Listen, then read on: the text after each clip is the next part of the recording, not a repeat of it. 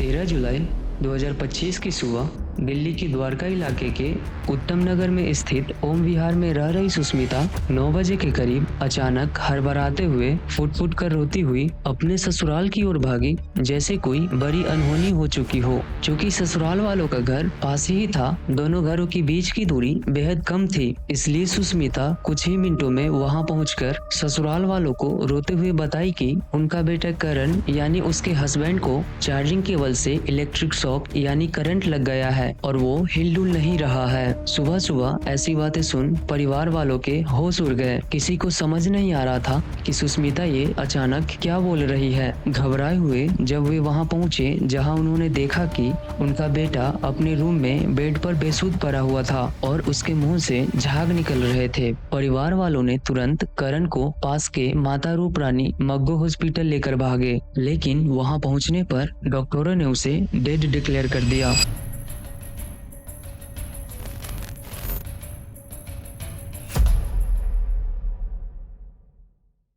चूंकि यह एक अननेचुरल डेथ थी और करण की चेस्ट और एक हाथ पर टेप के निशान मिले थे, और इससे भी अजीब बात यह थी कि करण के मुंह से झाग निकल रहा था, जो आमतौर पर करंट लगने से नहीं निकलता है, जिसके चलते हॉस्पिटल स्टाफ ने तुरंत पुलिस को इन्फॉर्म किया। मौके पर पहुंची पुलिस ने करण की डेड बॉडी देख पोस्टमार्टम कराने को कही, लेकिन परिवार वालों ने कहा कि करण ने खुद कहा था अगर कभी भी उसकी मौत हो जाए तो उसका पोस्टमार्टम न किया जाए। शायद इसी वजह से उसके घर वाले, खासकर उसकी पत्नी सुष्मिता और चचेरे भाई राहुल, किसी भी हालात में पोस्टमार्टम नहीं होने देना चाहते थे। लेकिन मामला अननेचुरल डेथ की थी, ऐसे में पुलिस भी चुप नहीं बैठ सकती थी, इसलिए वे करण की बॉडी को पोस्टमार्टम के लिए दीनदयाल उपाध्याय हॉस्पिटल भेज तो दिया, लेकिन किसी को अंदाजा नहीं था कि ये महज एक हादसा नहीं बल्कि एक ऐसी सोची समझी साजिश थी जिसका सच पूरे केस को ही पलट कर रख देने वाला था। 16 जुलाई 2025 करण की मौत को सिर्फ 3 दिन ही हुए थे। घर में मातम का माहौल था। घर के बड़े बेटे का यूं चले जाना, हर कोई इसी गम में डूबा हुआ था। लेकिन इसी बीच करण के छोटे भाई कुणाल देव को गली में किसी जान पहचान वाले के पास एक फोन दिखी। वो फोन करण के चचेरे भाई राहुल का था। कुणाल को जैसे ही लगा कि ये फोन राहुल का है, उसने बिना देर किए वो फोन अपने पास मंगवा लिया। चूंकि फोन अनलॉक था, इसलिए उसने कॉल करना चाहा।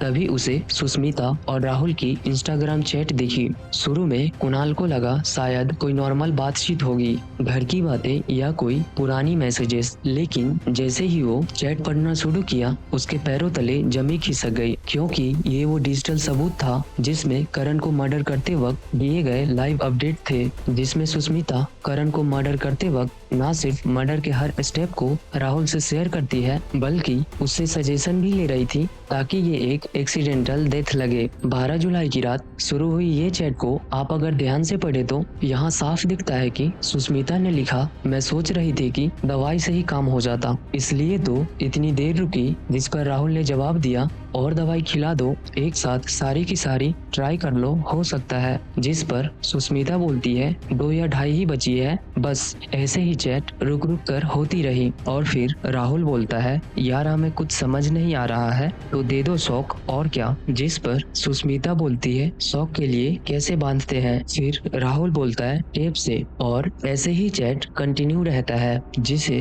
घर वाले अब तक एक एक्सीडेंट समझ रहे थे। असल में वो एक प्री प्लान मर्डर था। कुणाल ने बिना एक पल गवाए फौरन अपनी बहन नैन्सी को बुलाकर चैट का वीडियो रिकॉर्ड किया, और साथ ही वो फोन छिपा दिया, क्योंकि उन्हें डर था कि राहुल कहीं उसे ढूंढते हुए फोन तक न पहुंच जाए। इसके बाद नैन्सी अपने करीबी के साथ उत्तम नगर पुलिस स्टेशन जाती है, जहां उन्होंने एविडेंस के साथ बताया कि करण की मौत इलेक्ट्रिक शॉक से नहीं बल्कि उसकी वाइफ सुष्मिता और राहुल ने मिलकर करण का मर्डर किया है। लेकिन एविडेंस होते हुए भी पुलिस वालों ने यह बोलकर घर भेज दिया कि पोस्टमार्टम रिपोर्ट आने के बाद ही कोई एक्शन लिया जाएगा। घर आकर परिवार वालों ने सुष्मिता को एक रूम में बैठाकर सच बताने को कही। यही वो वीडियो है जिसमें सुष्मिता अपने परिवार वालों के सामने अपना क्राइम कन्फेस कर रही है। कबूल कर लिया सब कुछ, अब मान लो। अब कार्रवाई उसके ऊपर होगी, राहुल के ऊपर होगी। इसी बीच पोस्टमार्टम रिपोर्ट तो नहीं आई थी, लेकिन दोनों का कन्फेशन और इंस्टा चैट को देखते हुए 19 जुलाई को पुलिस ने आखिरकार सुष्मिता और राहुल को अरेस्ट कर लिया। एक 6 साल के मासूम बेटे की मां सुष्मिता आखिरकार ऐसी हैवानियत पर क्यों उतर आई? इस सवाल का जवाब जानने के लिए चलिए वापस चलते हैं वहीं जहां से ये कहानी शुरू हुई थी। करण और सुष्मिता की शादी लगभग 10-11 साल पहले हुई थी और उनका एक 6 साल का बेटा भी है। उत्तम नगर में स्थित ओम बिहार में रहने वाला करण बाय प्रोफेशन नोएडा के एक कंपनी में जॉब करता था। करण की लाइफ में सब कुछ ठीक चल रहा था, ना किसी से कोई दुश्मनी, ना कोई झगड़े। किसी ने सोचा नहीं था कि करण जैसा सीधा साधा इंसान यूं अचानक सब कुछ छोड़ चला जाएगा। शादी के शुरुआती सालों में करण अपने माता पिता के साथ ही रहता था, लेकिन कुछ सालों बाद करण अपनी पत्नी सुष्मिता के साथ किराए के मकान में रहने लगा और करीब 2-3 साल पहले ही करण अपने माता पिता के घर के पास ही एक नया फ्लैट खरीदा था। यही वो 3rd फ्लोर है जहाँ वे दोनों शिफ्ट हो गए थे और इसी बिल्डिंग में करण के चाचा हरीश कुमार और उनके परिवार भी रहते थे। शुरुआत में सब कुछ नॉर्मल था, लेकिन राहुल यानी हरीश कुमार का बेटा अक्सर करण के घर में आने जाने लगा और इसी तरह सुष्मिता का अफेयर राहुल से शुरू हो गया। यह अफेयर करण के मर्डर से लगभग 2 साल पहले शुरू हुआ था, जिसके बारे में तो करण पूरी तरह से अनजान था।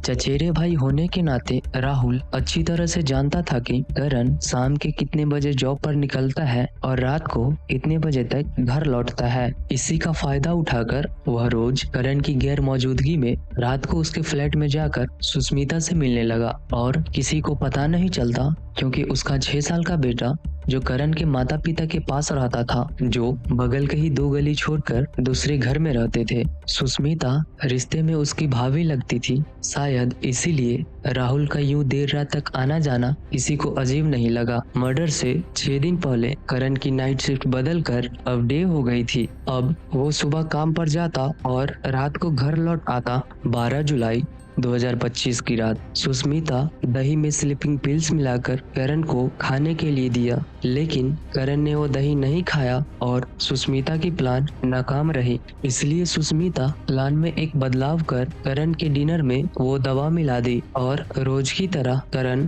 डिनर कर अपने कमरे में सोने चला गया। लेकिन उसे जरा भी अंदाजा नहीं था कि जिस औरत पर वो आंख बंद कर भरोसा करता था, वो ही आज उसकी आंखें हमेशा के लिए बंद करने वाली थी, क्योंकि उसके खाने में स्लीपिंग पिल्स मिलाई जा चुकी थी, जिसकी साजिश राहुल और सुष्मिता कई दिनों पहले ही रच रखी थी। प्लान के तहत राहुल स्लीपिंग पिल्स खरीद कर सुष्मिता को पहले ही दे चुका था। अब स्लीपिंग पिल्स का असर दिखने लगा था। करण एकदम शांत था, इतनी गहरी नींद में कि मानो मौत उसके दरवाजे पर खड़ा हो। उसकी बगल में बैठी सुष्मिता बिना पलके झपकाए उसे ही देख रही थी। चेहरे पर ना कोई डर, ना कोई पछतावा, बस इंतजार इस बात की कि कब उसकी सांसें थम जाए। साथ ही वो इंस्टाग्राम चैट पर राहुल को हर एक अपडेट दे रही होती है। अब 3 घंटे हो चुके थे, लेकिन करण की सांसें अभी भी चल रही थी। इसलिए सुष्मिता राहुल के कहने पर बचे हुए स्लीपिंग पिल्स को खिलाने की कोशिश तो की, लेकिन नींद इतनी गहरी थी कि करण का मुंह तक नहीं खुल रहा था। इसलिए सुष्मिता बचे हुए 2 या 2.5 स्लीपिंग पिल्स नहीं खिला पाई। टाइम तेजी से खिसक रहा था और साथ ही इन दोनों का प्लान धीरे धीरे फेल होता जा रहा था। गुस्से में बौखलाए हुए दोनों ने अब प्लान बी यानी इलेक्ट्रिक शॉक की बात की। यानी इन्होंने पहले ही अपने प्लान में एक बैकअप प्लान शामिल कर रखा था। अगर नींद की गोलियां काम न करे तो करण को इलेक्ट्रिक शॉक से खत्म किया जाएगा। इसी प्लान बी के तहत राहुल सुष्मिता के बुलाने पर करण के घर में एंटर होता है। जैसा कि मैंने पहले ही बताया था कि करण के माता पिता और भाई पास के ही दूसरे घर में रहते थे, जहां करण का 6 साल का बेटा भी रहता था। राहुल और सुष्मिता बिना वक्त गवाए इलेक्ट्रिक वायर निकालकर एक वायर करण के चेस्ट पर और दूसरा उसके हाथ पर टेप से चिपका दिया और फिर कमरे में लगे स्विच बोर्ड में लगाकर स्विच ऑन कर दिया और अगले ही पल इलेक्ट्रिक शॉक से करण की मौत हो जाती है। करण का डेथ कंफर्म होते ही राहुल 13 जुलाई की सुबह उसके घर से निकला और पास ही में रहने वाले पड़ोसियों ने उसे बाहर निकलते हुए देखा था।